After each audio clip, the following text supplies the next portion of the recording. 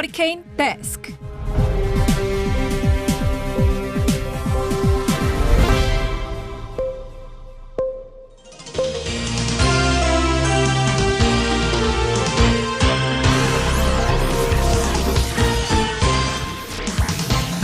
먹고 살기 힘들어도 지나치면 안 되는 세상 소식 전해드립니다. 허리케인 데스크.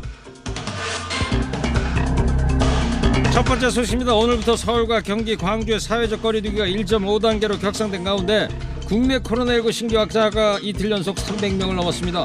오늘 0시 기준 국내 코로나19 신규 확진자는 343명입니다. 일상생활 곳곳에서 소규모 집단 감염이 계속 확인되고 있는데요. 박능우 보건복지부 장관은 대규모 재확산의 기로에 선 위태로운 상황이라고 경고했습니다. 사회적 거리두기를 1.5단계로 격상했지만 환자 증가 속도를 따라가지 못하는 건 아닌가 걱정인데요. 지금 필요한 건 시민 방역.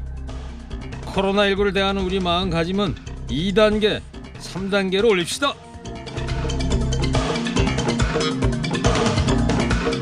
글로벌 제약회사들이 코로나19 백신 개발에 더욱 속도를 내고 있습니다. 미국 모더나가 예방효과 94.5%의 백신 중간시험 결과를 발표한 지 이틀 만에 앞서 90% 예방효과를 내세웠던 미국 화이자와 독일 바이오엔테크가 백신의 면역효과가 95%라는 최종 결과를 제시했습니다. 화이자와 바이오엔테크는 오는 20일 미 당국에 긴급 사용 승인을 신청할 계획입니다. 화이자와 모더나 경쟁하듯이 예방률을 과시하고 있는데요. 그러나 두 제약사 모두 치명적 약점을 한 가지씩 갖고 있습니다. 화이자 백신은 영하 70도 이하로 냉동 보관을 해야 하기 때문에 유통에 큰 문제가 있고, 신생기업인 모더나는 대량 생산에 한계가 있는 것으로 전해졌습니다. 반가운 소식이긴 하지만 아직 축배를 들게 하는 일로 보입니다. 어쨌든 이번 겨울 백신 없이 헤쳐나갈 것 같은데요.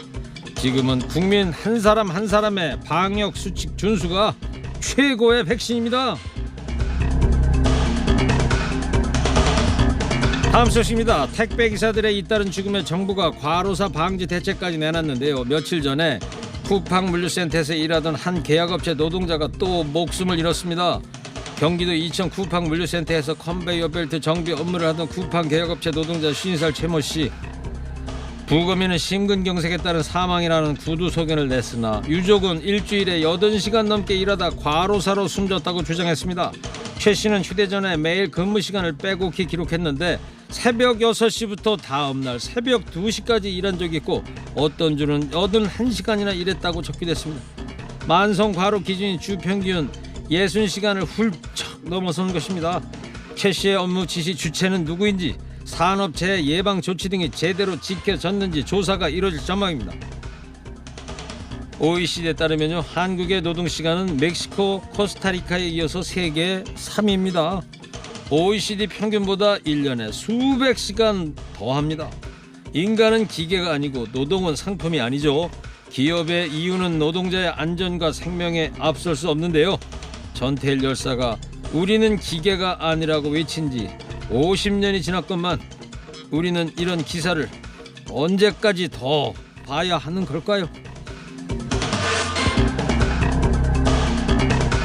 가덕도 신공항 정치권 표심 논란에 부산일보 국제신문이 화났습니다. 김해 신공항 추진이 무산되자 가덕도 신공항 추진 가능성이 힘을 받게 됐죠. 그러자 전국 단위 종합일간지와 대구 경북지역신문은 소위 진보 보수 성향을 막론하고 일제히 10조 원이 드는 국책사업을 내년 부산시장 보궐선거 표심 잡기용이라고 비판하고 나섰습니다.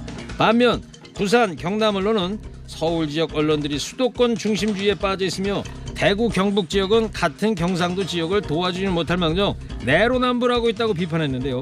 19일자 부산일보는 사설에서 수도권 언론들의 지독한 중앙 중심주의 시각 앞에서는 깊디 깊은 절망감을 느낀다. 김해 신공항 백지화를 일제히 비판하고 있으나 논리나 근거도 없이 일방적 지역 이기주의로 몰고 있어서다. 이렇게 목소리를 높였습니다. 김해 신공항 백지화는 국무총리실 산하 검증위원회가 22개 쟁점에 대해서 과학적이고 기술적 검증을 한 결과입니다. 그 결과를 부정하는 게 오히려 정치 논리에 빠진 거 아닌가 모르겠습니다.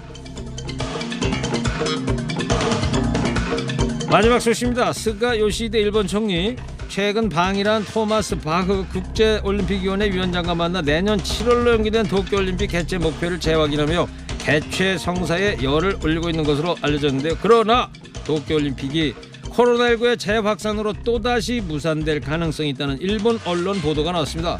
일본 아사히신문 계열주간지 아에라는 IOC가 이미 일본 정부에 도쿄올림픽 개최가 어렵다는 뜻을 전달했다는 정보를 입수했다며 도쿄올림픽 개최 중단 방침이 이르면 연내 공식 발표될 것이라는 보도를 했습니다.